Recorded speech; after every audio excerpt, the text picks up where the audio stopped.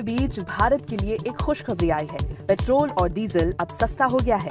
Middle east में US Iran war के चलते फ्यूल प्राइस बढ़ने की आशंकाओं के बीच भारत सरकार ने आज एक बड़ा फैसला लिया।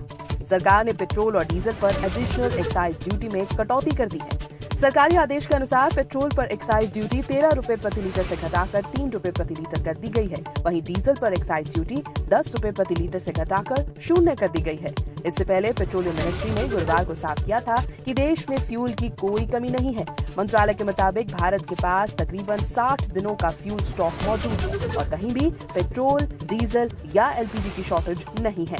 मंत्रालय ने कहा कि देश के 1 लाख से ज्यादा रिटेल फ्यूल आउटलेट्स बिना किसी रुकावट के चल रहे हैं और किसी भी आउटलेट को राशनिंग के लिए नहीं कहा गया है। सोशल मीडिया पर फैल रही शॉर्टेज की खबरों को डेलिब्रेट मिस इन्फॉर्मेशन कैंपेन बताया गया। क्रूड सप्लाई को लेकर भी सरकार ने भरोसा दिलाया कि भारत को अब 41 से ज्यादा सप्लायर से तेल मिल रहा है और रिफाइनरी कैपेसिटी 100% से ज्यादा बढ़ चल रही है। अगले 60 दिनों के लिए क्रूड प्रोक्योरमेंट पहले से तय कर लिया गया है। स्ट्रेटेजिक रिजर्व्स की बात करें तो भारत के पास कुल 74 दिनों की कैपेसिटी है। इंडियन स्ट्रेटेजिक पेट्रोलियम रिजर्व के पास 5.33 मिलियन मीट्रिक टन की स्टोरेज कैपेसिटी है। एलपीजी सप्लाई को लेकर भी स्थिति में सुधार बताया गया है। डोमेस्टिक प्रोडक्शन 40% बढ़ाकर 50,000 मीट्रिक टन प्रतिदिन कर दी गई है, जबकि तकरीबन 8 lakh metric ton LPG US, Russia और ऑस्ट्रेलिया से रास्ते में है।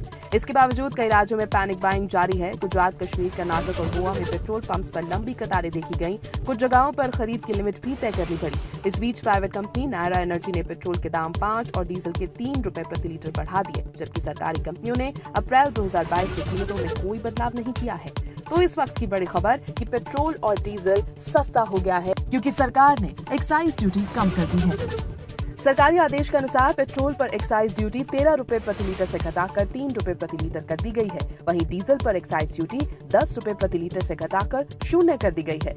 इससे पहले पेट्रोलियम मिनिस्ट्री ने गुरुवार को साफ किया था कि देश में फ्यूल की कोई कमी नहीं है। मंत्रालय के मुताबिक भारत के पास तकरीबन 60 दिनों का फ्यूल स्टॉक मौजूद है और कहीं भी पेट्रोल, डीजल या एलपीजी की शॉर्टेज नहीं है।